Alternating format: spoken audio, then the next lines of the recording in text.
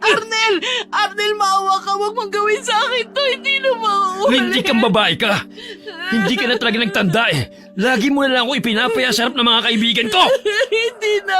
Tama na. Hindi ko sinasadya. Ewan ko ba kung bakit sa dinami-dami ng pwede kong mapangasawa, sa'yo pa ako bumagsak. Kung hindi mo lang ako pinaikot noon, hindi kita magugustuhan. Huwag mo sabihin yan. Parang awa mo na. Kung alam mo lang, matagal na kitang gustong iwan. Pinagtitiisan lang talaga kita, kaya nandito pa rin ako. Lintik na buhay to. Gusto ko na umalis. Huwag mo ko iwan, Arnel. Gagawin ko lahat. Susundin na kita. Agad akong napatigil sa paglalakad nang marinig ko ang sigawan na nanggagaling sa bagong lipat naming kapitbahay. Iwasan ko man na makaramdam ng kuryosidad. Ang mga bagsakan ng gamit at ng tunog ng mga nabas na bubog ang pumukaw sa kuryosidad ko. Kahit nasa labas, natatanaw mula sa bukas nilang pinto ang misis ng kapitbahay namin na sinisigawan ng asawa nito. Kung ganon, halika, lumapit ka sa akin. Anong gagawin mo? Halika! Arnel, huwag! Ayaw mong lumapit? Sasaktan mo ba ako? Hindi! Bakit naman kita sasaktan? Gusto lang kita makausap ng malapitan. Halika! Dito na lang! Sinabi na lumapit ki! Bigla akong naitabo ng kamay ko sa bibig matapos kong makita kung paano pinagbuhatan siya ng kamay ng asawa nito. At mabilis na hiniklab ang buhok ng babae para higitin papasok sa isang kwarto. Hindi ko man makita ang nangyayari sa loob noon. Sapat na ang mga uri ng sigaw na nililikha ng misis nito para malaman ko kung anong ginagawa ng lalaki sa kanyang asawa. Lalapit pa sana ako sa mismong bintana para pakinggan ang mga nangyayari nang bigla naman akong higitin ni Danny at sinenya sana huwag ituloy ang balak kong gawin. Baka sa mukha nito ang matinding pagkairita. Kaya naman hindi ko na naiwasan na mapairap na lang sa hangin bago sumunod sa kanya papasok sa bahay namin. Ikaw, Leia, tigil-tigilan mo yung ginagawa mo. Kung di pa kita nakita kanina, siguro pumasok ko na doon sa bahay ng mag-asawa para alamin kung ano nangyayari. Nakakaya ka talaga. Ano namang masama ron sa ginawa ko? Tinitingnan ko lang naman kasi baka kailangan ng babae ng tulong.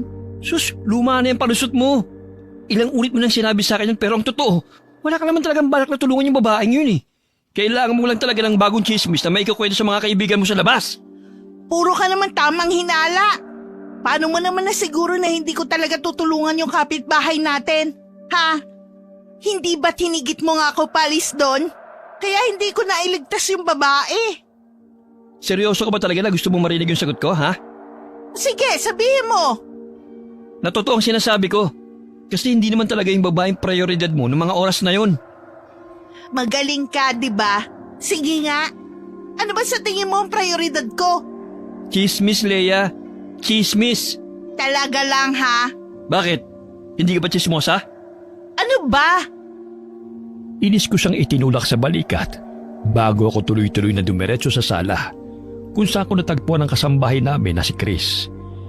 Abala ito sa panonood ng telebisyon at mukhang aliw na aliw sa teleserye na palagi niyang inaabangan. Saka nga lang ako nito napansin nang ipatong ko sa mismong harapan niya ang bayong ng mga pinamili naming pagkain mula sa palengke. Ate, nakauwi na pala kayo. Nakapagluto ka na ba ng almusal natin? Oho, nakahanda na din ho sa kusina. Kayo na lang ho talaga ang hinihintay. Mabuti naman. Nga pala, ilagay mo na sa ref tong mga binili namin at baka mahampok pa yung isda. Tawagin mo na din si Danny para makakain na tayo. Sige po, ate. Agad na rin kaming kumain ng mga oras na yon. Pero dahil nga sa narinig ko mula sa kapitbahay namin kanina, hindi ko napigilan na magtanong kay Chris habang nagsasandok ng pagkain. Siya kasing palaging naiiwan sa bahay sa tuwing isinasama ako ni Danny sa kanyang trabaho para bumisita minsan. Ilang araw na nga ulit simula nung lumipat yung kapitbahay natin dito? Mahigit 2 linggo na po, ate. Ah, hindi pa pala ganun katagal. Opo, pero mukhang mabait naman sila. Talaga? Yung Yung asawa ba niya, nakita mo na? Hindi pa po. Palaging yung babae lang kasi ang nakikita ko. Lalo na pag nagwawalis ako sa labas ng bakuran natin. Doon ba sa 2 linggo ng pananatili nila rito, wala ka bang ibang naririnig mula sa bahay nila? Ha? Paano ang iba po? Alam mo na, mga pag-aaway. Wala ka ba naririnig na sigawan mula sa bahay nila? Hindi ko na natuloy ang bala ko na itanong kay Chris dahil marahas na binagsak ni Danny ang hawak nitong baso sa lamesa. Dahilan para parehas kaming magulat at matahimik. Nasa harapan na tayo ng pagkain. Hanggang dito ba naman, Leia? Isinisingit mo pa rin yung pagiging chismosa mo? Pati itong si Chris, dinadamay mo pa. Mamaya dyan, magaya pa sa'yo yung bata. Mahiya ka naman. Ano bang chismis? Wala naman akong ginagawa nagtatanong lang ako. Kung tanong lang talaga yung ginagawa mo, pwes, mamaya mo na itanong. Hindi ka ba makapaghintay na matapos muna tayong kumain bago mo alamin ang buhay ng ibang tao? At ikaw naman, Chris, huwag mo nang suportahan yung ginagawa ng ate mo. Alam mo lang ang mali eh. Tapos sinasagot mo pa yung mga tanong niya. Pasensya na po, kuya. Sa susunod ha, kung hindi nyo talaga kayang tumigil sa ginagawa nyong yan, doon na lang kayo sa labas ng bahay mag-uusap. Galit na tumayo ang asawa kong si Danny sa lamesa at binagtas ang daan papunta sa loob ng kwarto namin. Nanatili lang tuloy kaming tahimik ni Chris hanggang sa tuluyan na nitong may sarado ang pinto. Medyo nasanay na rin naman ako sa tuwing nagkakaganon si Danny. Simula kasi nang ikasal ako sa kanya, hindi talaga nito gusto sa tuwing nakikipag-usap ako tungkol sa buhay ng ibang tao. Sabi nga nito sa akin noon, tigilan ko na raw ang ginagawa ko dahil wala naman daw akong napapala sa ginagawa ko. Ang hindi niya maintindihan, kaligayahan ko na talaga ang makinig at magbahagi ng chismis sa ibang tao. Naiisip ko nga minsan na siguro tama si Danny nang sinabi niya na sakit ko na ito. Gaya ng sinasabi ko kanina, nakarinig ka na ba ng mga sigawan sa kabilang bahay? Ate, kakasabi lang sa atin ni Kuya Danny na tigilan na natin tong pag-uusap tungkol sa buhay ng ibang tao. Mamaya niyan marinig niya pa tayo eh. E di mas lalo siyang nagalit. Sus, wag mo na lang pansinin niyang si Danny. Tumatanda na kasi kaya ganun na lang kung mag-isip. Kinabukasan, tanghali na ako nagising at hindi ko na naabutan si Danny na umalis para pumasok sa trabaho. Wala naman akong ibang gagawin, kaya naman naisip kong utusan si Chris na magluto ng merienda para sa amin. Matapos kumain, nagpalit lang ako ng duster ko at agad na rin lumabas dala-dalang pinggan na may lamang piniritong saging. Ate, saan ka pupunta? Diyan lang sa labas. Bakit dala niyo yung saging? Basta, wag mo itong sasabihin kay Kuya Danny mo ha. Opo. Pagkarating ko sa mismong tapat noong bahay, agad akong kumatok sa pinto habang nakangiti. Hindi naman nagtagal. Bumukas yun at bumungad sa akin ang babaeng nakita ko kahapon na binubugbog ng kanyang asawa. Baka sa mukha nito ang matinding gulat at pagtataka. Kaya naman kagad na din ako nagsalita. Magandang umaga! Ano ang kailangan nila? Ay, wala naman. Nalaman ko kasi na kayo pala yung bago naming kapitbahay. Kaya dumaan ako para bigyan kayo nitong niluto ko merienda. Ganun ba? Saglit lang ha. Medyo magulo kasi ang loob ng bahay namin eh. Pwede ko bang ayusin muna bago kita papasukin? Nako, kahit wag na. Hindi naman ako pihikan at maarte. Magpipilit na sana akong pumasok sa loob ng bahay nito. Pero laking gulat ko nang bigla nitong isinara yung pinto. At para bang nagulat dahil sa ginawa ko. Nakaramdam tuloy ako ng matinding pagkapahiya. Kaya naman pilit na lang akong ngumiti. Pasensya na ha. Hindi lang talaga ako sanay na nagpapapasok sa loob ng bahay namin ng makalat. Saglit lang at bilis-bilis kong aayusin. Pasensya na talaga. Ayos lang. Ilang minuto rin siguro akong nakatayo sa harapan ng pinto nito. Pero hindi naman nagtagal. Bumukas na rin yon. At alanganin ang ngiti ng babae. na inaya ko nito para pumasok sa loob. Ibinigay ko sa kanya yung pinggan ng merienda habang pasimpleng iginagala ang mga mata ko sa paligid ng bahay nito. Napansin ko roon na kakaunti pa lamang ang mga gamit nila sa loob. Mahalata mo talaga dahil doon na bagong lipat lang ang mga ito. Salamat nga pala rito sa dala mo, nag-abala ka pa. Ayos lang, wala yun. Tutal, magkapit bahay na tayo kaya natural lang na magtulungan, di ba? Ako nga pala si Leia. Ako si Sharon. At ito yung mga anak ko. Itinuro ni Sharon ang dalawa niyang mga anak na nakatingin pala sa akin. Kaya naman kagad akong ngumiti sa kanila. Nabanggit din ito na parehas palang matalino ang dalawa niyang anak. Matapos kong maitanong kung nag-aaral ba ang mga bata. Baka sa boses ang matinding pagmamalaki ni Sharon sa kanyang mga anak. Kaya lihim akong napangiti ng mapait habang pinakikinggan ang bawat kwento nito tungkol sa karangalan at medalya na naiuwi ng dalawang bata sa dati nilang paaralan. Ilang oras din itong nagbabahagi ng kwento tungkol sa kanyang mga anak. Umalis na nga lang ang dalawang bata sa sala dahil sa mga sinasabi ni Sharon. Kaya naman naiiling na lang ako at pilit na ngumiti. Ang swerte mo pala sa mga anak mo, Sharon. Sinabi mo pa. Ikaw, may anak ka na din ba? Bigla ko tuloy naalala ang mga nangyari sa amin ni Danny matapos yung mabanggit ni Sharon. Sa ilang taong kasi naming pagsasama mag-asawa, hindi pa rin kami binibiyayaan ng anak. Akala ko doon kailangan lang namin ng kaunting pang-oras. Pero nagkamali ako. Hanggang sa dumating ang isang araw at kusa na lang sumuko ang asawa ko na sumubok na magkaanak. Naisip siguro nito na may mali sa akin. Kaya ganoon na lang ang ginawa niyang solusyon. Wala pa. Kakakasal lang naman namin at hindi pa namin naiisip ni Danny ang tungkol sa mga ganong bagay. Hindi ka na bumabata, mahirap ang magbuntis. Ikaw din. Ayos lang. Mabait naman yung asawa ko kaya paniguradong aalagaan niya ako. Mabuti ka pa.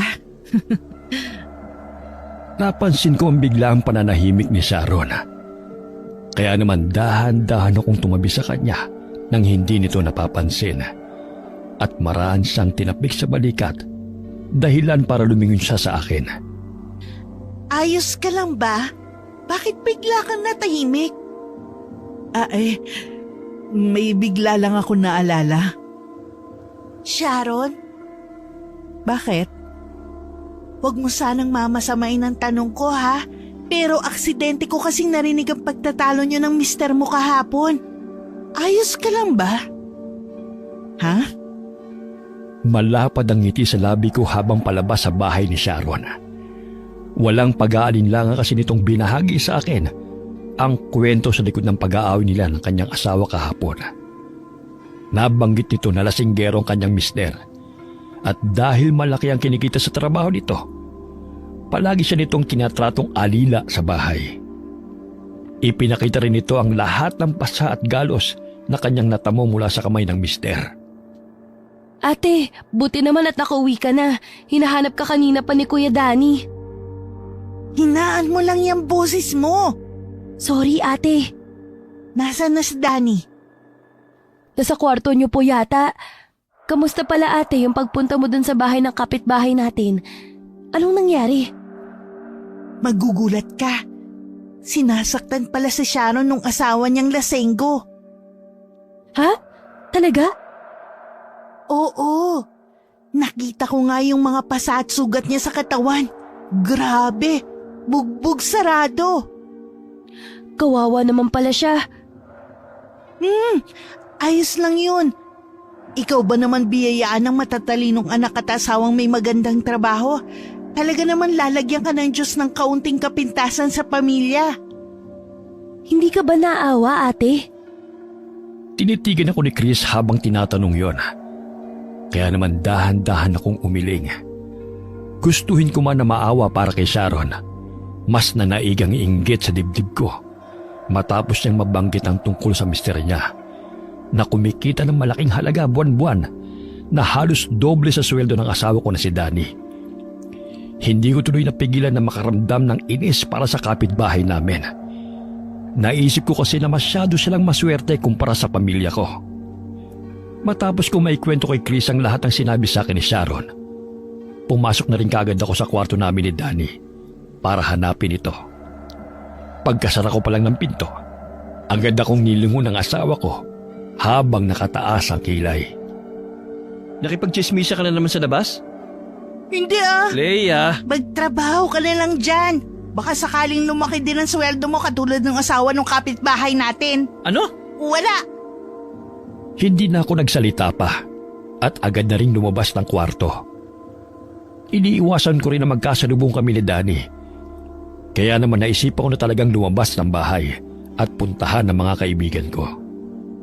Hindi ko na nga rin napigilan na ikwento sa kanila ang mga napag-usapan namin ni Sharon. At gaya nga ng nasa isip ko, nagulat ang mga ito at tuwang-tuwa sa pakikinig. Adik nga sigurong asawa niya. Ewan ko ba rin sa babaeng yon at hindi na lang iwan. Kung ako sa kanya, isinumbong ko na yun sa pulis eh. Ate? Napalingon ako sa bukana ng bahay ng isa sa mga kaibigan ko. Matapos makita ko roon ang katulong namin na si Chris. Kumakhamot ito sa ulo at mukhang naiiya dahil sa pang-iistorbo niya sa akin. Pinapasundo na po kayo sa akin ni Kuya. Sabihin mo, susunod na lang ako. Pero kakain na raw po tayo ng hapunan. Hapunan na ba? Naku, hindi ko napansin ang oras. Mauna na ako sa inyo mga kumare ha. Hindi ko alam kung ilang oras ako nakipagkwentuhan sa kanila. Pero madilim na nga ang buong paligid matapos akong lumabas sa bahay ng kaibigan ko. Mabilis ang mga hakbang na binagtas ko ang daan papunta sa bahay kung saan kagad kong natanaw si Danny na nakasilip sa bintana at mukhang kanina pa naghihintay. Masyado ka naman yata nawili sa pagkipagchismisa mo, Leia. Lumubog na lang ang araw, nasa labas ka pa rin. Pasensya na, hindi ko lang napansin yung oras. Sige, magdahilan ka pa. Kumain na lang tayo, magagalit ka na naman eh. Sa mga araw na nagdaan, palagi akong kinukulit ng mga kaibigan ko kung ano na raw ang balita sa bahay ni Sharon. Kaya naman na magkaroon ako ng libreng oras, muli akong bumisita sa kanya. Sa pagkakataon na yon, tuloy-tuloy na akong pinapasok sa loob ng bahay ni Sharon na tila ba malapit kami magkaibigan. Habang nakikipag-usap, napansin ko ang putok nitong noo at sugat sa labi na pilit niyang itinatago gamit ang ilang hibla ng buhok. Kaya naman hindi na ako nagpaligoy-ligoy pa at agad na nagtanong kung ano ang nangyari. Ayos lang ako, Leia. Hindi ka mukhang ayos sa akin. Tingnan mo nga yung sarili mo. At para ka nang nakipagsuntukan dahil sa mga sugat mo sa mukha. Mahal ka ba talaga ng asawa mo? Mahal ako ng asawa ko. Mataas ang boses na sigaw nito. Kaya medyo napalayo pa ako kay Sharon dahil sa gulat. Nang mapansin niya yon, agad siyang natauhan at mabilis na hinawakan ng kamay ko na para bang natataranta at hindi alam kung anong gagawin. Nag-aalala lang naman ako sa'yo, Sharon. Pasensya na, nadala lang ako ng emosyon. Hindi ko talaga sinasadya. Mabuti pa siguro, uuwi na lang muna ako sa bahay namin. Nagkunwari akong tatayo para umalis. Pero mabilis niya akong hinarangan at naiiyak na tumitig sa mga mata ko bago alanganin na sinabi sa akin ang dahilan ng mga sugat nito. Umiiyak ba na? Naibahagi niya ang buong detalye sa akin. At gaya ng palagi kong ginagawa, nakisimpati lang ako rito at pilit siyang pinapatahan. Lihim din ako napangiti habang nasa bisig ko si Sharon at marahang tinatapik ang balikat niya. Hindi ko kasi mapigilan na makaramdam ng tuwa dahil sa mga nangyayari. Nakaramdam din ako ng matinding pagkasabik na ibahagi sa mga kaibigan ko ang panibagong impormasyon na nakaalap ko mula kay Sharon. Pagkatapos nung naging usapan namin tungkol sa mga sugat niya, naging madalang na ang pagpunta-punta ko sa bahay ni Sharon. Napansin na rin kasi ni Daddy na halos araw-araw na akong pumupunta sa kapitbahay namin, kaya tumigil muna ako pansamantala. Nabalitaan mo na ba, ate? Ang tungkol saan? Nakalat na sa buong barangay natin na yung tungkol sa pamilya ng kapitbahay natin. May isa nga na nagsumbong sa pulis. Ang alam ko, dinampot na yung asawa ni Ate Sharon. Umiiyak nga raw kahapon eh. Ano? Saan mo naman narinig yan? Sa mga tindera sa labas. Pakiramdam ko nga alam na din ng kapitbahay natin na alam na ng lahat. Napansin ko kasi kanina na saradong-sarado yung bahay. Sa buong maghapon, nanatili lang ako sa loob ng bahay namin at hindi lumalabas. Nag-aalala kasi ako na baka makita ako ni Leia. Kaya naman mas binabuti ko na lang na magkulong sa kwarto. Alis muna ako. Baka kinabukasan na ako bumalik. Kaya huwag mo na ako hintayin. Okay, sige. Magsarado na kagad kayo ha. Alis na ako. Pinanood ko na lamang na lumabas ng kwarto si Daddy bago bumangon sa kama. At agad na sumilip sa kabilang bahay. Kahit madilim na ang paligid, nakita ko na walang kahit isang ilaw na bukas sa loob ng bahay nila. Pumasok tuloy sa isip ko na umalis sa mag-anak. Nang isasarado ko na sana yung kurtina, nagulat ako nang biglang sumulpot sa harap ko si Chris at may pagtatakang tumingin sa akin. Muntikan tuloy akong matumba dahil sa gulat. Mabuti na lamang at agad ako nakahawak sa lamesa kaya hindi ako bumagsak. Ano ba? Bakit ka ba nanggugulat? Hindi kita ginulat, ate. Gusto ko lang naman silipin kung anong tinitingnan mo sa labas. Chismosa ka talaga. Doon ka nga. Masyado ka namang high blood, ate. Manahimik ka dyan ah. Magsarado ka na ng bahay, gabi na. Opo, Naiiling na muli akong pumasok sa loob ng kwarto namin. Hindi ko na alam kung gaano ako katagal na nakahiga sa kaba. Pero hindi ko na namalayan na bigla pala akong nakatulog. At nagising na lamang sa kalagitnaan ng gabi dahil sa lakas ng ulan sa labas. Tinatamad ba na? Bumangon ako at tahimik na lumabas ng kwarto. Hindi ko na rin binuhay ang ilaw sa kabila ng matinding dilim ng paligid. At nagkapakapa na lang na naglakad hanggang sa marating ko ang kusina. Bubuksan ko na sana ang pinto ng ref para kumuha ng tubig. Nang maaninag ko mula sa bintana ang isang anino na nakatayong tao. Lumapit ako roon at tatawagin na sana si Chris nang tuluyan kong makita ang isang figura ng tao. Ah! Chris! Chris, tulong! ate? Dahil malapit lang ang kwarto roon ng dalaga, agad niya akong narinig at lumabas ng kwarto. Narinig ko mula sa kanyang direksyon ang ilang ulit na pagtunog ng switch ng ilaw. Pero hindi yun gumana. Dahil na rin siguro sa lakas ng ulan sa labas, tuluyang nawalan ng kuryente. Chris! May tao! May tao nakapasok! Ah! Ate Leia! Madilim man ang buong paligid. Nakita ko mula sa kaunting liwanag na nagmumula sa mga kidlat sa labas ang isang malaking nilalang na nasa paanan ko. May mapupula yung mga mata at malalaking ngipin. Naging mabilis din ang lahat ng mga pangyayari. Napansin ko na lamang na tumatakbo na ako papalayo habang pilit na lumilingon para alamin kung may sumusunod pa rin ba sa akin. Aswang! Aswang! Ate! Ate Leia! Nasaan ka? Tulungan mo ako! Takot na takot ako ng mga oras na yon. Mahina man pero dinig ko ang kakaibang tunog ng hayop na nasa likuran ko. Dahil na rin sa hindi ko makita yung dinadaanan, hindi na ako nagulat ng tuluyan akong bumagsak sa sahig. Noong mga pagkakataon na yon, tuluyan kong nakumpirma na merong ang nakapasok sa loob ng bahay namin dahil hindi nagtagal. Naramdaman ko ang isang malaking katawan na biglang umibabaw sa akin. Ate! Hindi kita makita! Wag! Lumayo ka sa akin! Layuan mo ako! Hindi ko man makita ang itsura nito sa dilim. Naramdaman ko ang mabalahibo nitong kamay na marahas na sumasakal sa leg ko. Naramdaman ko rin ang mainit na tubig na tumutulo sa mukha ko habang pilit na tinatanggal ang pagkakasakal nito sa akin. Huwag kang aalis sa kinatatayuan mo, ate! Hahanap ako ng ilaw, dyan ka lang! Huwag mo ko iwan, Chris! Tulungan mo ako! Sandali lang ako, ate! Hahanap lang ako ng kandila sa kwarto. Gusto kong maiyak noong mga oras na yon.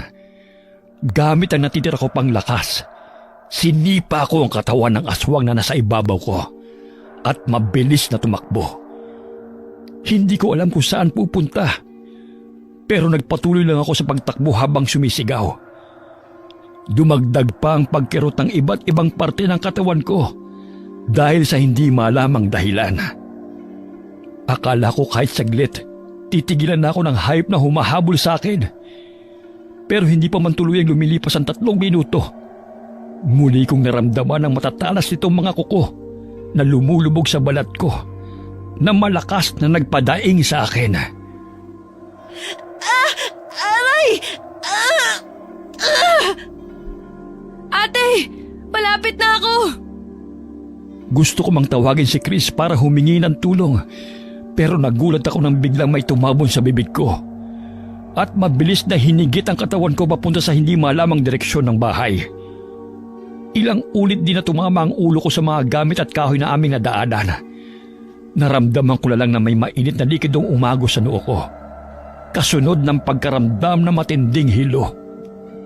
Chris, tulungan mo ko. Nasaan ka, Ate Leia? Sumigaw ka para mahanap kita. Nag-aalala na ako.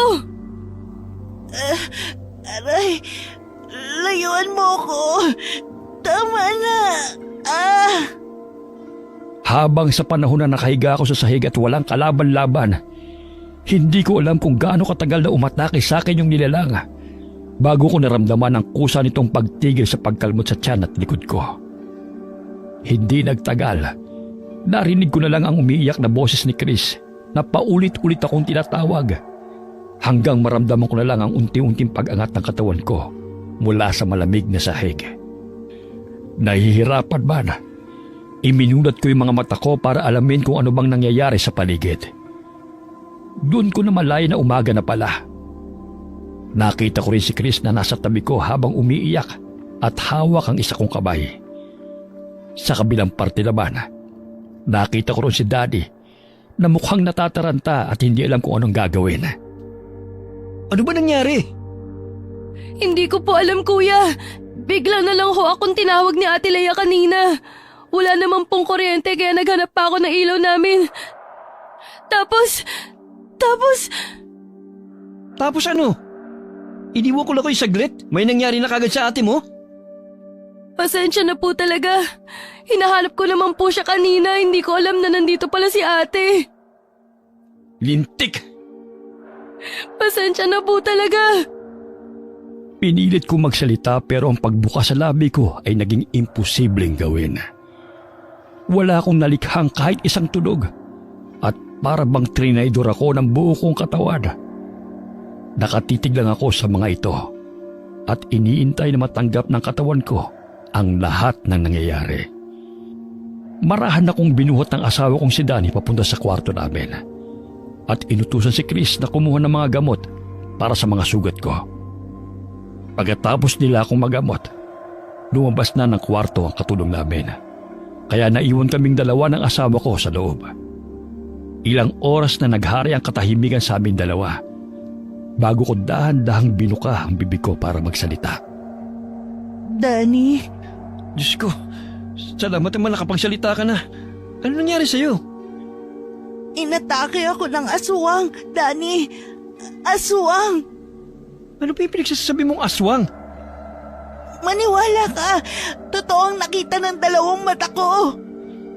Huwag mong sabihin na kwento yun sa'yo ng mga kumaro mo sa labas na may aswang na rito sa lugar natin. Kaya ang umatake sa'yo, aswang na rin? Ano ba? Maniwala ka nga sa akin. Paano ko maniniwala sa'yo kung yung mga lumalabas sa bibig mo ay hindi totoo? Pero aswang talaga ang nakita ko, Danny. Nakita mo na ba yung itsura mo? Mukha kang inatake ng ligaw na hayop. Siguro nga asong ulo din pumasok dito eh. Tignan mo yung itsura mo. Halos mahubara ka na dahil sa mga kalmot. Tapos ano? Sasabihin mong aswang ang may gawa niyan sa'yo? Maniwala ka naman sa akin. Kahit ngayon lang. Nako, matulog ka na nga. Baka kulang lang yan sa chismis. Kaya ganyan ang mga lumalabas sa bibig mo. Bumawi ka na lang bukas. Hindi na ako pinagsalita ni Danny dahil agad na rin itong lumabas ng kwarto. Malakas tuloy ako napabuntong hininga bago inis na pumikit habang iniisip ang lahat ng nangyari. Tahimik lang akong umiyak at dinamdam ang lahat ng pagkirot ng katawan ko hanggang sa tuluyan na ako nakatulog dahil sa pagod. Gaya ng sinabi ng asawa ko, nagpahinga lang ako maghapon at nahiga sa loob ng kwarto. Binisita rin ako ni Sharon nang malaman niya ang nangyari at nag-aalalang kinumusta ang kalagayan ko. Dala ang ilang kakanin at merienda na luto niya. Nasabi rin nito na ilang araw na pala silang wala sa bahay dahil sa biglaang pagkakakulong ng asawa niya na mukhang hindi naman siya apektado. Salamat sa pagbisita, Sharon. Ano ka ba? Wala yun. Magpagaling ka kagad ha. Namimiss ka na ng mga bata. Hindi ka na raw bumibisita sa bahay. Pupunta ako sa inyo paggaling ng mga sugat ko. Hihintayin ka namin ha. O siya, mauna na ako sa'yo.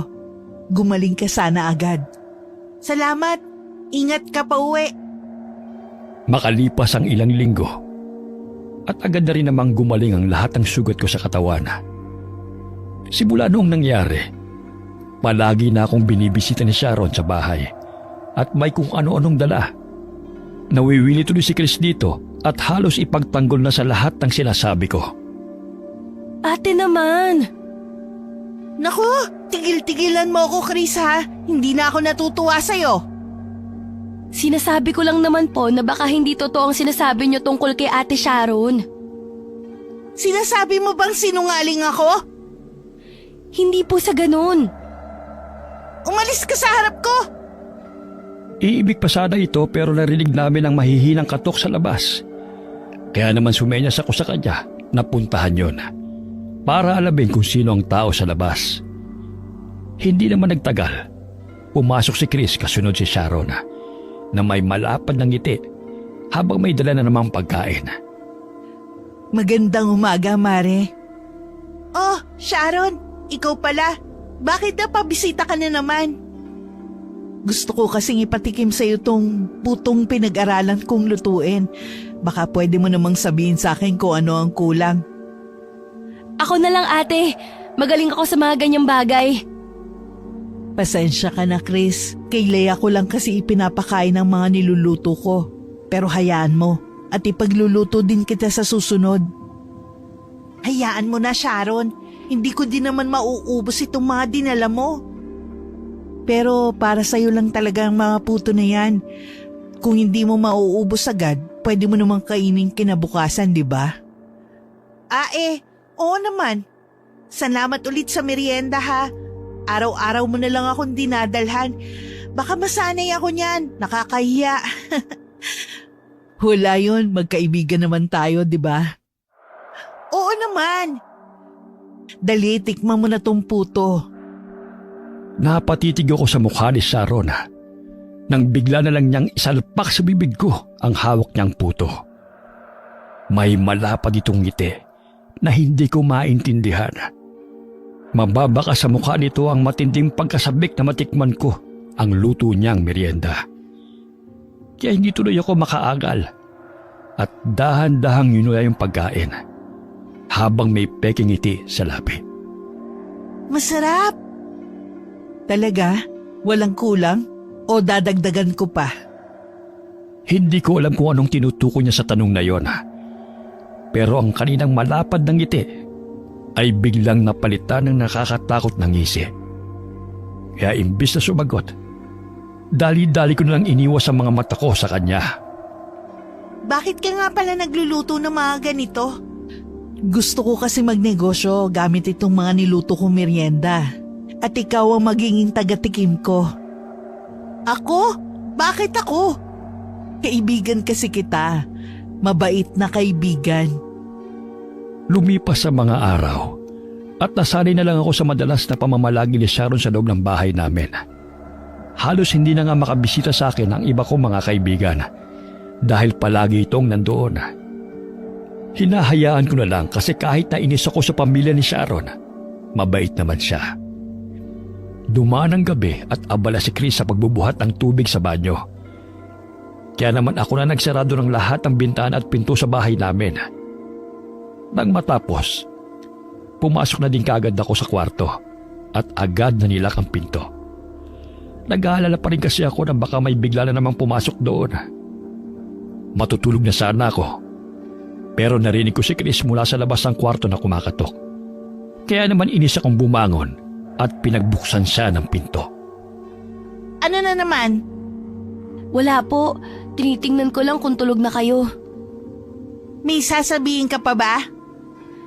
Nasa kabilang kwarto lang po ako kung may kailangan kayo. Tumangulang ako at agad rin itong pinagsarhan. Nahiga ako sa kama at nagtalukbong ng kubot habang hinihintay na makaramdam ako ng antok. Pero dahil wala naman akong ginawa maghapon, ilang oras nang lumilipas, pero niyang pumikit at maghikab ay hindi ko man lang naramdaman. Babangon na sana ako para isarado yung bintana ng kwarto namin dahil sa lamig nang mapatigil ako sa paggalaw. Dahil sa mga kaluskos na nadidinig ko sa dingding ng aming kwarto. Parang may kumukutkot doon.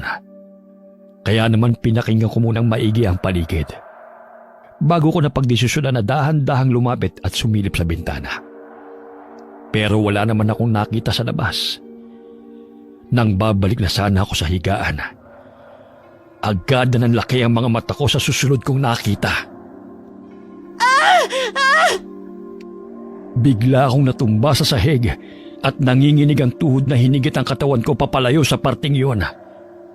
Kitang-kita ng dalawa kong mga mata ang isang itim na figura ng tao na gumagapang papalapit sa akin mula sa ibabaw ng kama. Katulad ng nilalang na nakita ko noon, may mga nanilisik din itong mga mata at mahahabang kuko. Ate! Buksan mo tong pinto! Anong nangyayari dyan sa loob? Rinig kong sigaw ni Chris. Kaya naman dali-dali akong tumayo at tinanggal ang kandado ng pinto para papasukin siya.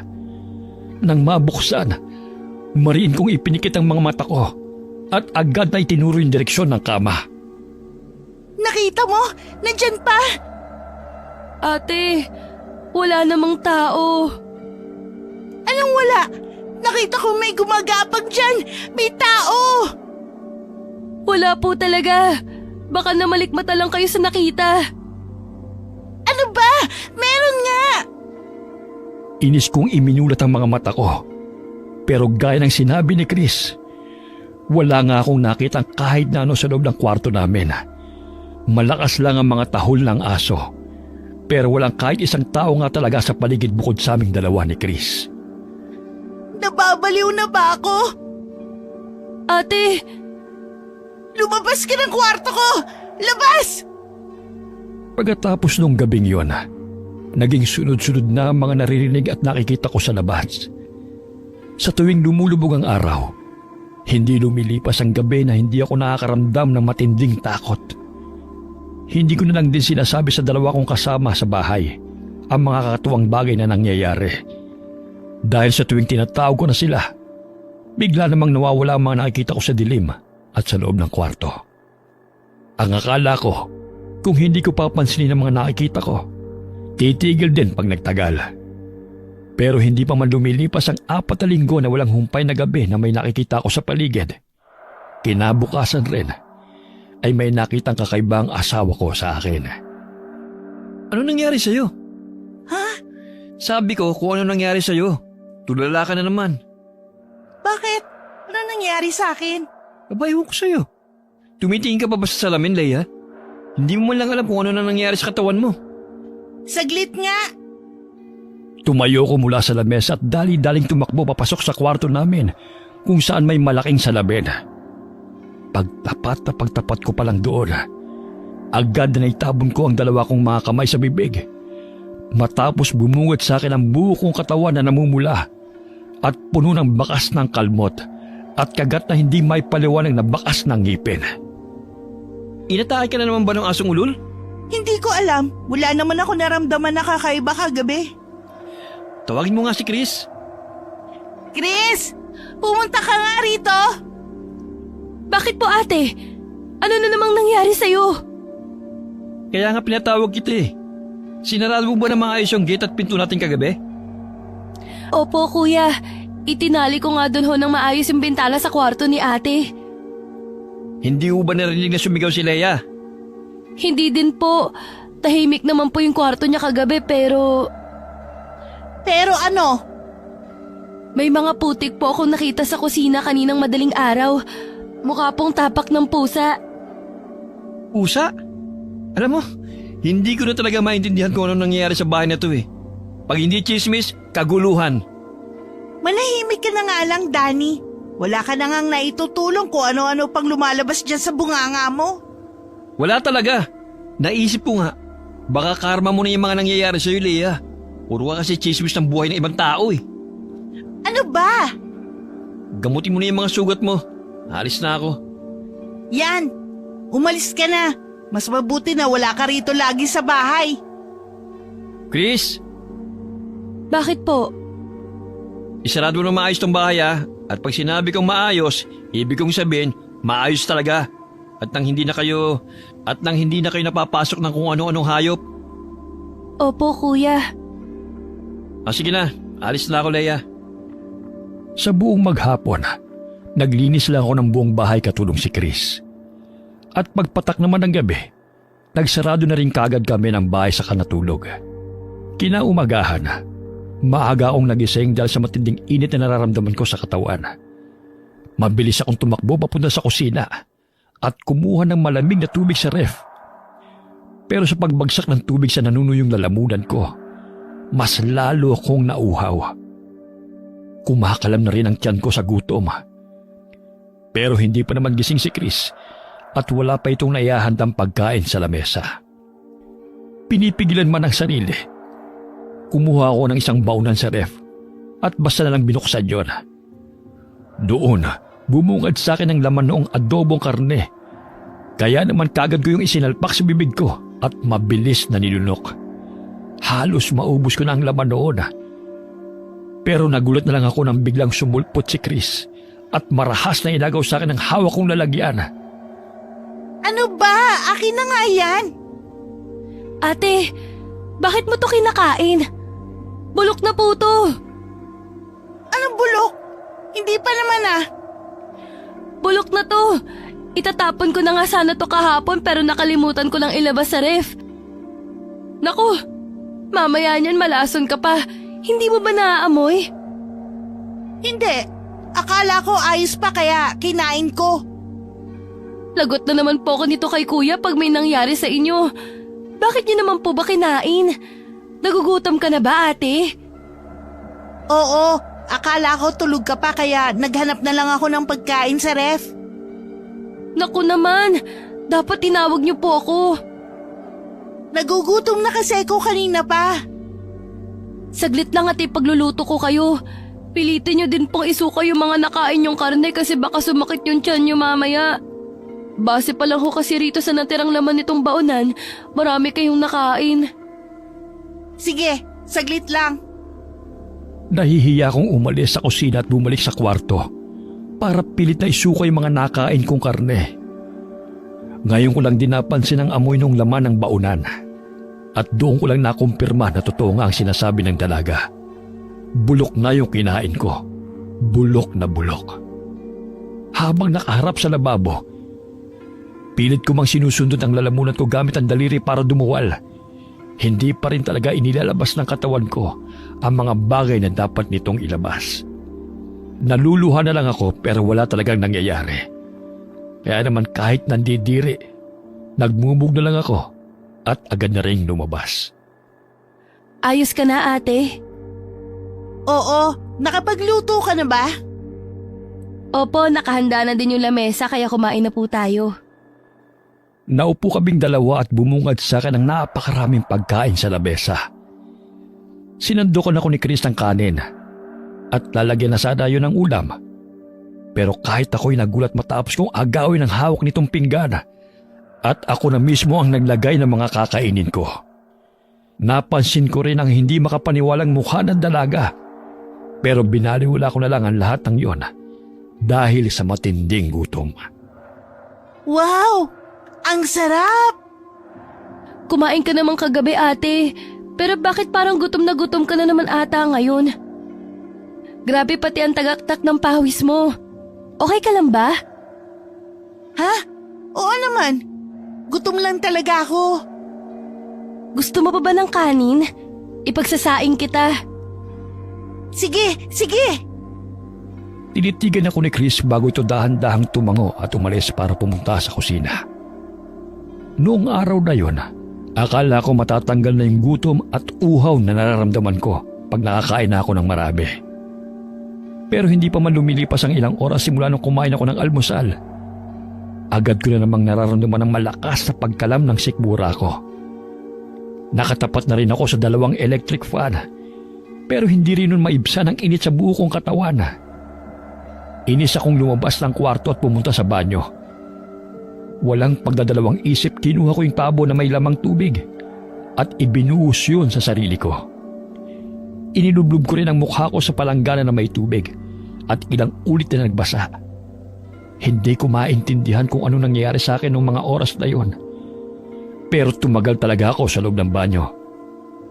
Hindi naliligo, kundi nagbabasa. Ate, kanina pa po kayo dyan sa loob. Ayos lang po ba kayo? Oo! Saglit na lang ako rito. Sige po, may tuwalya na din po rito sa labas. Sa mga nagdaang araw, napansin ni na Chris ang matinding pagbabago sa akin. Kahit ako, alam din yon. Sobrang init ng pakiramdam ko at iba ang kulo ng tiyan ko, lalo na paggabi. Nagtataka na nga rin si Danny, pero dahil palagi naman itong wala dahil sa trabaho, si Chris ang laging nakakita sa mga nangyayari sa akin. Gabi-gabi, palagi lang akong nagigising dahil sa matinding init. Minsan, namamalayan ko na lang na nasa loob na pala ako ng banyo at basang-basa. Nakatulog na pala ako sa tabi ng timba na may tubig. Oh, bakit ganyan ang suot mo? Ang init kasi. Hindi naman ah. Ang lamig nga ng panahon ngayon kasi umuulan. Tapos nakamanipis sa sando ka lang. Huwag mo nga akong pakialaman. Ano ba nangyayari sa'yo? Namamahid ka na rin Sabi ni Chris ayaw mo na rin yung mga pagkain niluluto niya. Ayos ka lang ba? Ayos lang ako. Ang init ng ulo mo, nagtatanong lang naman ako. Pumasok ka na lang sa trabaho, buiset. Leia! Pumasok ako sa kwarto at malakas na isinarado yung pinto. Narinig ko rin ang pagrereklamo ng asawa kong si Danny sa labas. Bago ito tuloy ang lumabas ng bahay at umalis. Nahiga na lang tuloy ako at natulog dahil sa sobrang inis na nararamdaman ko rito. Sa kalagitnaan ng gabi, naalimpungatan ako dahil sa mainit na hangin na tumatama sa aking mukha. Dahan-dahan kong iminulat ang aking mga mata. Pero dahil madilim, tanging itim lang ng buong paligid ang bumungad sa akin. Babangon sana ako para magbukas ng ilaw. Pero bigla akong nanlamig na imbis na lamesang makapitan ko sa tabi ng kama namin ni Danny, isang pamilyar na malamig na kamay ang nakapako sa dilim. Sino ka? Nakalimutan mo na kaagad ako. Isang buwan pa lang ang nakalipas nung huling bisita mo sa bahay.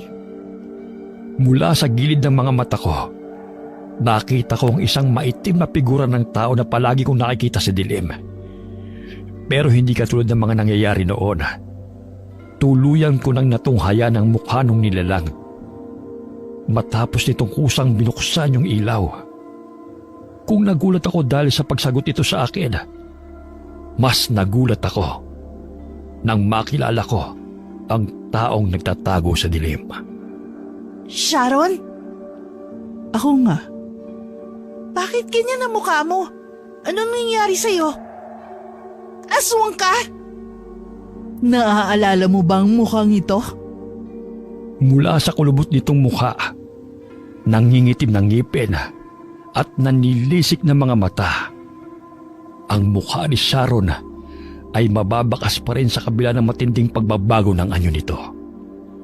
Doon ko lang din tuluyang napagtanto na ang nilalang na akala ko noon ay mga gawa-gawa lang ng isip ko ay totoo pala at buhay na buhay. Bigla tuloy pumasok sa isip ko kung ito rin ba ang nilalang na sumugod sa akin noong unang gabi bago magsimula ang lahat ng mga naririnig at nakikita ko. Ha? Ikaw? Ikaw bang sumugod sa akin? Tama, ako nga. Bakit mo to ginagawa sa akin? Wala akong ginagawang masama sa'yo! Naririnig mo ba ang mga sinasabi mo sa akin ngayon? Hindi ba't masama ang mga inggit na nararamdaman mo sa akin, Leia? Masama ang mga lumalabas dyan sa bibig mo sa tuwing ibinubuka mo yan. Lahat ng ginagawa mo na konektado sa akin at sa pamilya ko ay masama. Anong ginawa ko? Huwag ka nang magmaang-maangan pa dahil matagal ko nang alam. Akala mo siguro hindi nakakarating sa akin ang mga chismis na ipinapakalat mo tungkol sa akin at sa asawa ko. Pero dyan ka nagkakamali dahil alam ko lahat. Wala akong pinagkakalat! Yan! Kaya hindi ka pinaniniwalaan ng asawa mo dahil sinungaling ka! Bakit ba ayaw mong aminin, Leia, na puno ka ng inggit sa katawan? At dahil hindi mo nakuha yung gusto mo, hahanap ka ng paraan na masira yung taong meron ng mga bagay na pinapangarap mo lang. Isa kang ipokrita, tsismosa at manloloko. Sinira mong buhay ko, ang pamilya ko. Sharon? Noong mga oras na yun, agad akong nakaramdam ng matinding takot nang makita ko kung paano dahan-dahang lumiyab sa galit ang mga mata ng aming kapitbahay. Inilabas nito ang kanyang nangingitim na ngipin at matatalas na kuko bago dahan-dahan na naglakad papalapit sa akin. Hindi mo ko matatakbuhan, Leia. Hahanapin kita kung saan ka magpunta at hindi kita titigilan hanggat hindi ka namamatay. Ang mga katulad mo ay dapat binibigyan ng leksyon na habang buhay mong pagsisisihan. Bago ko pa man tuluyang matanggap sa sistema ko ang lahat ng sinabi ni Sharon, nanlaki na lang ang aking mga mata nang tuluyan na pala itong nakalapit sa akin. At bigla na lang akong sinunggaban. Naramdaman ko na lang mula sa ilalim ng tadyang ko ang marahas na pagpasok ng mahaba niyang kuko hanggang sa tuluyan ko nang maramdaman ang matinding kirot na ngayon ko lamang naramdaman. Nakita ko ang dahan-dahan ng pagpatak ng laway niya sa mukha ko na pilit kong iniwasan. Pero marahas na hinawakan niya ang mukha ko at madiin ang kapit na iniharap niya ako sa kanya. Hindi ko na nagawa pang umiwas ng maramdaman ko na tumulo na nga ang mainit niyang laway sa pisngi ko. Bibigyan kita ng regalo na hindi mo matatanggihan. Wag! Parang awa mo na! Tuluyan na nanlamig ang buo kong katawan nang bigla niyang ibuka ang bibig ko. At tuloy-tuloy na tumulo sa loob ng bunganga ko ang lahat ng laway na lumalabas sa kanya. Pilit man akong umiwas at umalis sa kapit niya. Para bang nangimi ang buo kong katawan na naging resulta ng pagiging paralisado noon sa buong nangyayari. Ang tanging nagawa ko na lang ng mga oras na yon ay ang dahan-dahang pumikit habang mahinang umiiyak. Leia! Leia! Leia, gumising ka! Leia! Humahangos na napabangon ako sa kama matapos kong marinig ang sunod-sunod na tawag sa akin ni Danny. Nang matauhan, agad kong inilibot sa buong paligid ang mga mata ko para hanapin si Sharon. Pero ang tanging bumungad sa akin ay ang asawa ko na nakakunutang noo at mukhang alalang-alala. Danny, umalis na tayo rito! Aswang si Sharon! Ano ba pinagsasabi mo? Nananaginip ka pa rin ba? Maniwala ka sa akin! Aswang ang kapitbahay natin, Danny! Umalis na tayo rito, lumipat na tayo ng bahay! Tumira tayo sa malayong lugar kung saan hindi niya tayo masusundan! Ano ba? Hindi kita maintindihan eh. Kung ano-ano sinasabi mo. Totoong sinasabi ko! Panaginip lang yan. Maniwala ka sa akin! Manahimik ka na nga. Puro ka kasinungalingan eh. Lumabas si Danny sa kwarto namin. Kaya naman inis akong naghilamos ng mukha at nagulat na lang ako nang maramdaman na basa ang aking mukha. Hindi sa pawis, kundi sa kakaibang likido.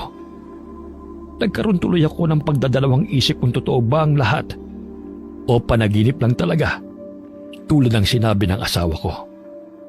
Kinabukasan, hindi ko kinausap si Danny pagkatapos ng pag-aaway naming dalawa.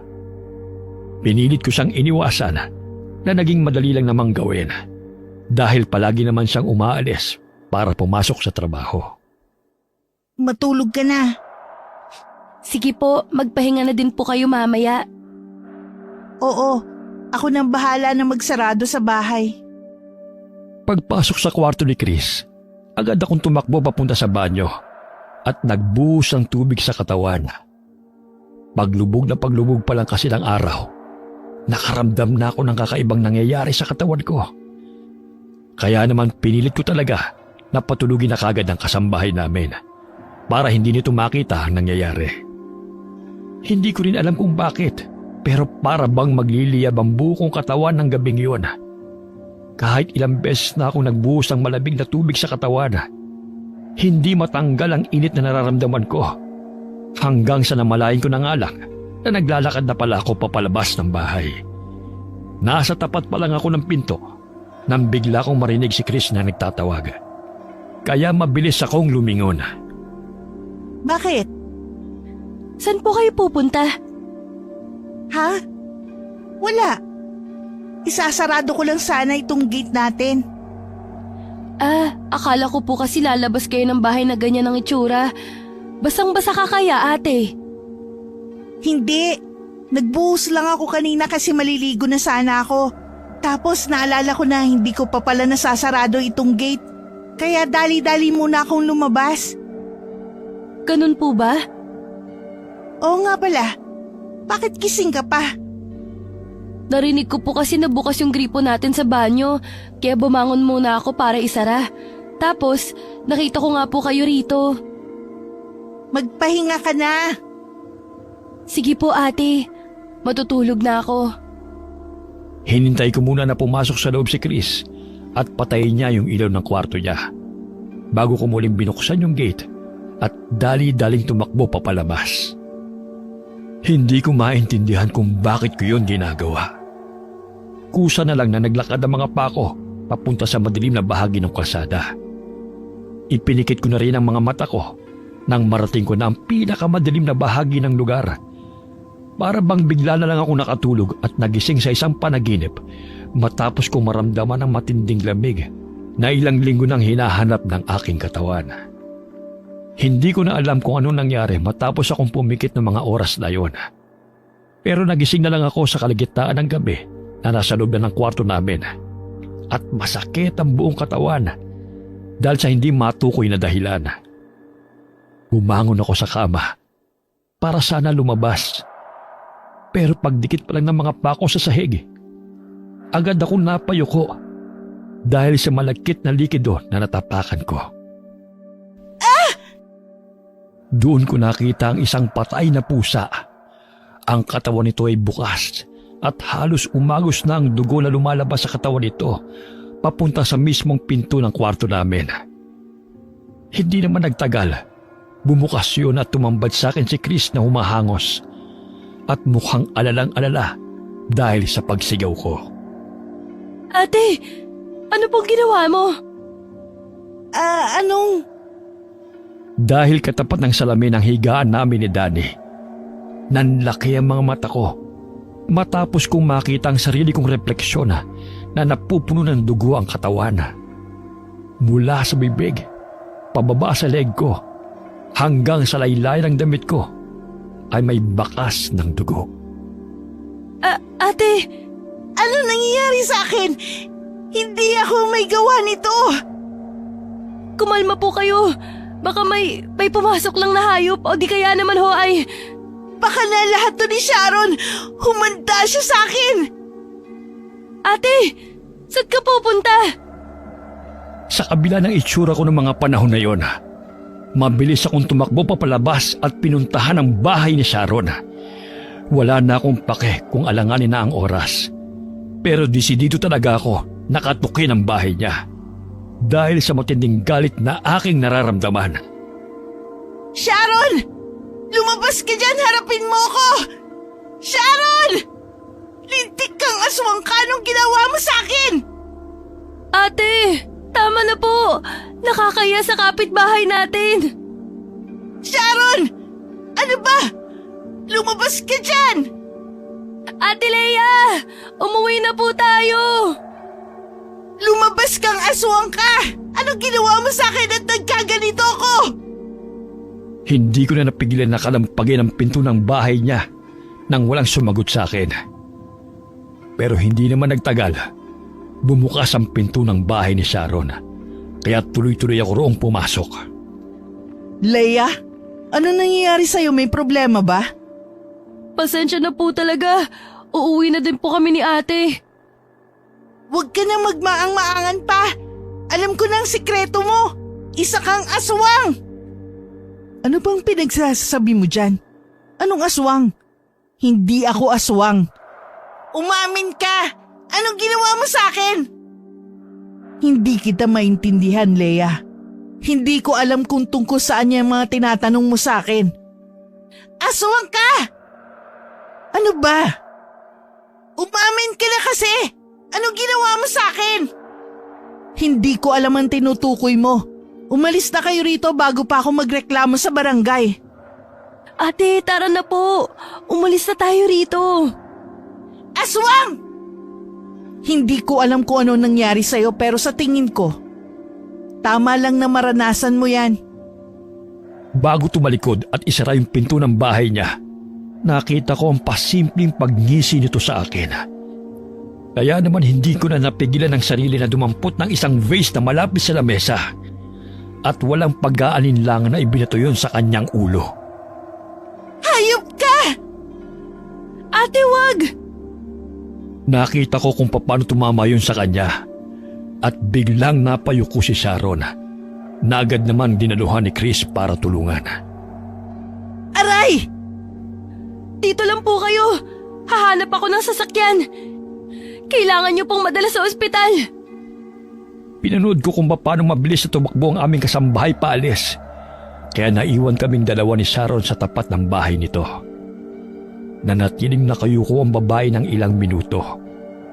Pero tumigil na yon sa pagdaing ng sugat niya. Kaya naman bala ko na sanang umalis nang mapansin ko ang dahan-dahan nitong pagtayo mula sa sahig. Nanlamig ang buo kong katawan at biglang bumilis ang tibok ng puso ko nang makita ko sa sahig ang anino ni Sharon na unti-unting nagbabago.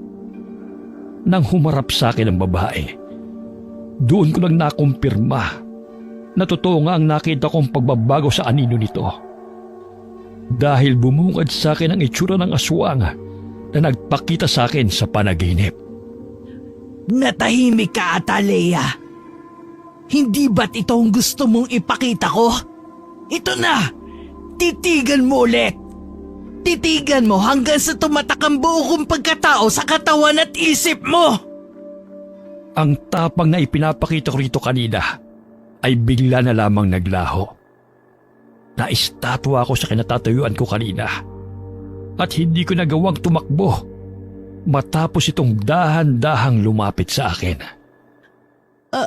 Anong ginawa mo sa akin? Bakit? Hindi mo ba nagustuhan ng regalo ko sa'yo? Tanggalin mo kung ano man ang binigay mo sa akin, Sharon! Tanggalin? Biyaya ang ipinagkaloob ko sa'yo, Leia. Biyaya! Nakita ko kung paano lumapad ang ngiti ni Sharon bago niya biglang inilabas ang nakakadiri nitong dila at ilang ulit na binasa yung labi niya na parabang takam na takam. Tatakbo na sana ako mapalabas ng bahay nito pero nagulat ako nang biglang itinunok niya ang pinto at mabilis na isinara. Palabasin mo ko rito! Hindi ka na makakalabas ng buhay dito! Nang walang sinasayang na oras, malakas akong sumigaw para sana gisingin ang mga anak ni Sharon. Pero pagpasok ko sa isang kwarto, walang kahit isang tao sa loob ng bahay nito bukod sa aming dalawa. Bumilis ang tibok ng puso ko at pilit na nagtago sa ilalim ng kaba. Pero malakas akong napatili nang maramdaman ang magaspang na kamay ni Sharon sa paahan ko na pilit na hinihigit. Saklolo! Tulungan niyo ako! Sige, sumigaw ka pa, Leia! Lakasan mo! Tulong! Gustong-gusto kong naririnig ang takot na takot mong mga sigaw! Tigilan mo na ako, Sharon! Matapos kong sumigaw noon, biglang tumahimik ang buong paligid ng kwarto. Pilit kong sinilip ang mga paa ng babae mula sa ilalim ng kama. Pero wala akong nakita sa paligid. Delikado man, dahan-dahan akong gumapang papalabas ng kama para sana maghanap ng pwede kong madaanan palabas. Pero hindi pa man ako tuluyang nakakatayo mula sa paggapang. Bumungad sa akin ang mukha ni Sharon na ibang-iba mula sa mukha nito kanina. Leia, saan ka pupunta? Mas nakakatakot, mas nakakatindig balahibo. Ang mukha nito'y biglang bumukol at ang mga mata niya ay sumingkit dahil sa paglaylay ng balat ng kanyang mukha.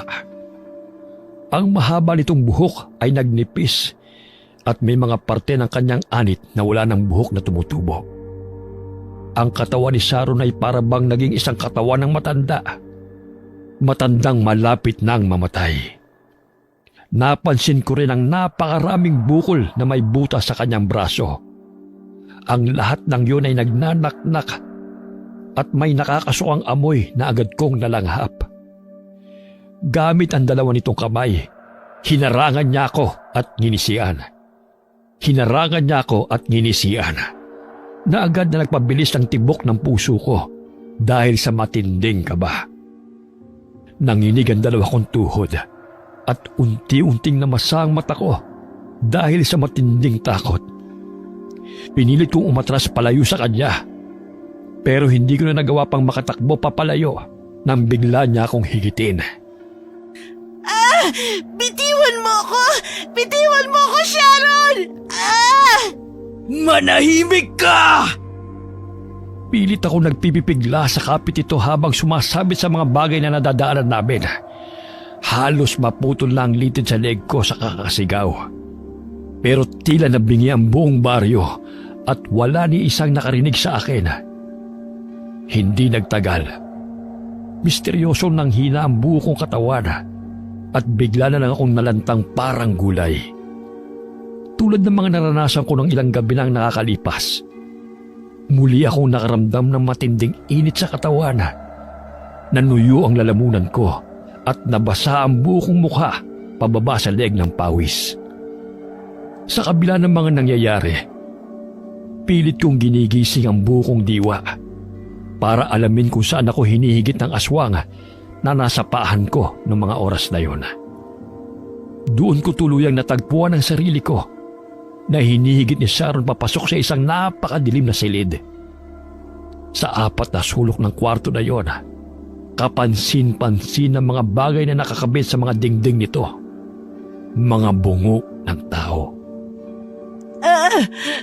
Anong bang nangyayari sa akin, Sharon? Nahihirapan na akong huminga. Senyales lang yan na malapit ka na. Anong ibig mong sabihin? Malapit ka na maging isang katulad ko. Wag mong gawin sa akin to. Parang awa mo na. Bakit? Naawa ka ba sa akin? Sinabi ko sa'yo na wag mong sabihin sa iba. Pero anong ginawa mo? Ipinagkalat mo pa rin sa buong baryo. Sinira mo ang pamilya ko. Hindi ko sinasadya. Paanong hindi mo sinasadya? Bigla bang kumati ang dila mo at hindi mo napigilan na ichismis sa iba? Parang awa mo na. Pakawalan mo na ako. Huwag mo akong patayin. Hindi ako mapapatay sa'yo kundi ang sarili mo mismo! Mula sa lamesa, dumampot ito ng kung anong bagay doon at ilang ulit na dinilaan at binulungan bago siya dahan-dahang lumapit sa sahig na kinahihigaan ko. Hindi ko man makita ng maayos. Sa amoy pa lang ng bagay na kapit nito, alam ko na kagad na isa yung karne. Gusto ko mang umiwas pero marahas niyang hinawakan ng leeg ko at sinakal gamit lang ng isang kamay. Namamanhid na ang mukha at ulo ko dahil sa kakulangan ng hangin. Pero gamit ang natitira kong lakas, nagsisisigaw ako ng tulong habang pilit na inilalayo ang mukha ko mula kay Sharon. Habang ayaw tanggapin ng sistema ko ang karneng kapit niya, ang amoy na kumakalat sa loob ng kwarto ang bigla na lang bumuhay sa kakaibang enerhiya na nagtatago sa aking kalamnan na kahit ako mismo ay nagulat nang makaramdam ako ng gutom dahil sa kapit niya. Kainin mo na! Huwag mo nang pigilan ang sarili mo, Leia! Alam kong alam mong gusto din ng katawan mo ang karning hawak ko ngayon! Huwag mong labanan ang nararamdaman mong yan! Ayoko! Tulong! Tulungan niyo ako, mga kapitbahay! Walang ibang makakarinig sa'yo rito. Mapapaos ka lang ng kasisigaw. Wala pa ring darating para iligtas ka mula sa akin. Tanggapin mo na lang kasi na ito ang kapalaran mo. Ang maging katulad ko. Tama na! Tigilan mo na ako, Sharon! Ayaw ko pang mamatay! Huli na para magsisi ka. Nakapagpasya na ako. Hindi kita palalabasin ng buhay dito! Saklolo! Ilang ulit akong napaubo dahil sa pananakal ni Sharon. Hindi ko na rin siya napigilan nang bigla nitong ibuka ang bibig ko, katulad ng ginagawa nito sa panaginip ko. Pero hindi katulad ng nangyari doon.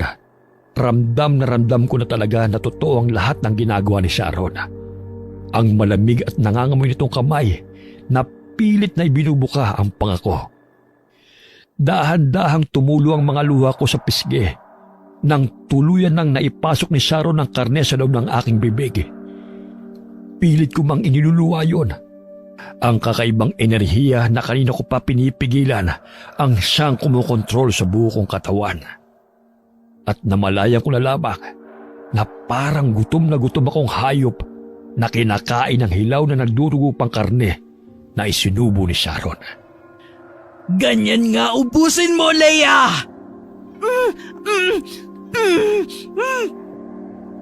Bago ko tuluyang malunok ang karneng nasa bibig ko, lumuwa ang aking mga mata nang maramdaman ko ang matatalas na kuko ni Sharon na nakasaksak na sa loob ng tagiliran ko.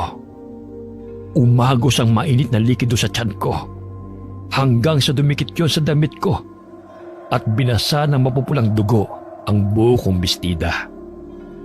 Tuluyan akong napasigaw ng malakas dahil sa sakit. Pero pinanood lang ako ni Sharon habang tumatawa ng malakas. Maras niyang hinugot ng kanyang kamay mula sa loob ko at akmang ipapasok ulit yun. Pero napatigil sa ere ang kamay niya nang biglang pumasok sa loob ng kwarto ang humahangos na si Danny. Bitiwan mo ang asawa ko! Danny, tulungan mo ko! Nanlalabo man ang mga mata. Nakita ko kung paano mabilis na tumakbo ang asawa ko papunta sa aming direksyon at biglang itinulak paalis sa ibabaw ko si Sharon na mukhang hindi pa nakakabawi sa matinding gulat. Dinaluhan ako ni Danny at agad na binuhat. Pero hindi pa man tuluyang umangat ang katawan ko mula sa sahig na nababasa na rin sa sarili kong dugo. Sumugod si Sharon at inilabas niya ang matatalas nitong pangil. Hindi kayo makakalabas dito ng buhay! Sinira niyo ang pamilya ko kaya pareho ko kayong papatayin! Ito ang hatol ko sa asawa mong tsismosa! Wag! Lumapit ito sa amin at ibinuelo ang kamay niya na may mahahabang kuko papunta sa katawan ni Danny na agad niyang nailagan. Kumuha ang mister ko ng isang upuan at walang pag-aalinlang na inihampas yun kay Sharon na agad naman tumumba sa lupa. Nang mapahiga to sa sahig, hindi pa rin tinigilan ni Danny ang paghampas dito hanggang sa makita niya ang dugong umaagos sa noo ni Sharon. Doon lamang siya tumigil. Mabilis niya akong nilapitan at binuhat bago tumakbo papunta sa may pinto. Akala ko ng mga oras na yon, maliligtas na kaming dalawa. Pero agad kong nahigit ang hininga ko nang muling lumitaw si Sharon sa harapan namin. Tumutulo pa rin ang dugo sa noo nito. Pero may nakakatakot na ngisi ang babae sa labi habang nakatitig sa aming dalawa. Hindi kayo lalabas! Tama na, Sharon! Itigil mo na ito! Walang lalabas! Ang maputlang mukha niya ay unti-unting napuno ng dugo at ang puro bukol na braso nito ay nagkaroon ng mga ugat. Umalingaw-ngaw sa buong bahay ang nakakatakot at kahindik-hindik na atungal nito na para bang nagtatawag ng kapwa niya aswang na nagpahigpit sa hawak ko kay Danny. Takot na takot ako noong mga oras na yon at hindi ko alam kung anong gagawin. Patuloy sa pagtulo ang dugo sa sugat ko na nagpadagdag sa pangihina ng katawan ko noong mga panahon na yon. Akala ko susugurin na kami nito. Pero nagulat ako nang naunang tumakbo si Danny papunta sa direksyon ni Sharon na nagpapikit sa akin dahil sa takot. Lalabas kami rito ng buhay! Danny! Hindi ko alam kung anong sumunod na nangyari. Pero narinig ko na lang sa paligid ang malakas na pagbagsak ng isang bagay. Hindi kami, kundi si Sharon. Dahil pagmulat ko, nakita ko na lang na nasa harapan na kami ng pinto ng bahay nito at handa nang lumabas. Nanatili akong tahimik habang mabilis na itinatakbo ako ng asawa ko papalayo. Pero hindi kalaunan, nang marating na namin ang kabahayan ng barangay namin, nagsimulang magsisisigaw si Danny na gumising sa mga naihimbing na residente. Tulungan niyo kami! Inatake kami ng aswang! Aswang ang kapitbahay namin! Tulong! Akala ko hindi gaganang ginagawang pagsigaw namin. Pero nagulat ako na magsilabasan sa bahay ang mga tao. Dala ang kani-kanilang gasera at itak. Nang makita kami nito, agad na tumungo ang mga tao at walang salisalitang sinugot ang direksyon kung saan nakatayo ang bahay ni Sharon. Noong mga oras na yon, gustuhin ko manglingunin kung anong gagawin ng mga tao. Pero ang kirot na nararamdaman ko sa tagiliran ay hindi ko na nagawa pang indahin. At tuluyan akong nawala ng malay sa bisig ng asawa kong si Danny. Hindi ako sigurado kung gaano katagal o kahaba ang tulog na ginawa ko. Pero nagising na lang ako sa loob ng isang hindi pamilyar na kwarto. Baliwanag na ang buong paligid at mukhang tanghali ang tapat na. Inilibot ko ang mga mata ko sa paligid hanggang sa mapatigil yon sa kasambahay namin na biglang nagbukas ang pinto ng kwartong kinaroroonan ko. Dala ang isang palanggana na may lamang tubig. Ate? Kuya! May malay na po si Ate Leia! Chris, Buti naman nagising ka na. nasan tayo? Nasa bahay tayo ni nanay. Dito kita dinala dahil mas ligtas tayo rito laban sa mga katulad ni Sharon. Delikado na masalinan tayo ng laway niya. Kumusta palang pakiramdam mo? Medyo nauuhaw ako. Chris, ikuha mo nga sila na mainom sa labas. Sige po! Pagkalabas ng kasambahay namin, agad na hinawakan ko ang kamay ni Danny para kunin ang atensyon nito. Tumingin siya sa akin at matagal na nanahimik. Kaya naman alanganin kong ibinuka ang labi ko at sinabi ang bagay na kagad na pumasok sa isip ko matapos niyang mabanggit ang tungkol kay Sharon. Bakit? May problema ba? Natatakot ako, Danny. Tama na. Ligtas na tayo. Hindi ka na malalapitan ni Sharon. Danny, hinalina na din yata niya ako ng pagkaaswang. Magiging aswang na din yata ako. Ha? Anong ibig mong sabihin? Ito ang parusa niya sa ginawa ko. Ibinahagi ko kay Daddy ang lahat na nangyari kasama ang plano ni Sharon na gawin din akong aswang. Napansin ko ang pagkadisgusto nito sa mga ginawa ko. Pero hindi na lang umimik si Daddy at nanatiling nakikinig sa bawat detalye ng kwento ko. Hihingi tayo ng tulong kay nanay. Magaling na albularyo si nanay. Panigurado matutulungan niya tayo matanggal ang anumang ginawa sa'yo ni Sharon.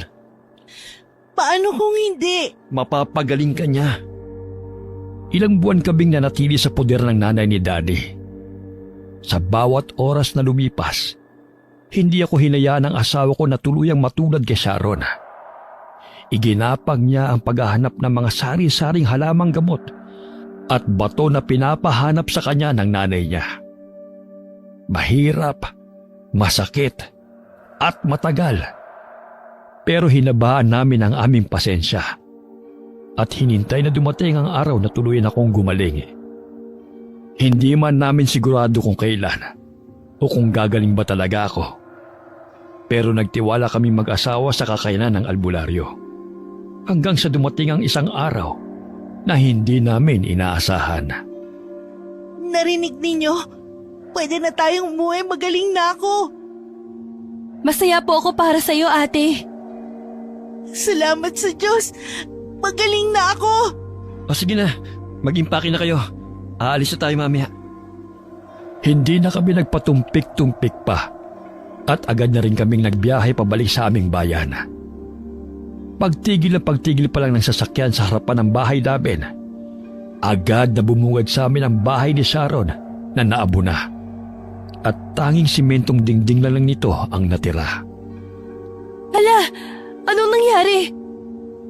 Sabi ng mga kabarangay natin, sinunog daw nila ang bahay na yan para hindi na raw bumalik dito yung pamilya nila. Anong nangyari kay Sharon? Nakatakas daw. Pero huwag ka mag-alala. Hindi na tayo mababalikan niya dahil nilagyan ka ni nanay ng pangontra laban sa aswang. Ligtas na tayo rito. Sa madaling salita, matapos nung lahat na nangyari, hindi ko na muling nabanggit ang tungkol sa kapitbahay namin. Iniwasan ko na din na magkwento sa mga kaibigan ko. Ginusto ko na lang na ilaan ang lahat ng oras ko sa bahay. Ginusto ko magbagong buhay pagkatapos ng karma na aking hinarap nung taon na yon. Nakita ng lahat ang pagbabago at pagsisisi sa aking mga mata sa ginawa ko noon kay Sharon. Hindi nagtagal. Nagbunga ang palagi kong pananatili sa loob ng bahay kasama si Daddy. Kaya minabuti kong tuluyan ng magbago para sa ikabubuti ng lahat. Lalo na nang malaman ko na nagdadalang tawa ko at magiging magulang na kami. Wakas.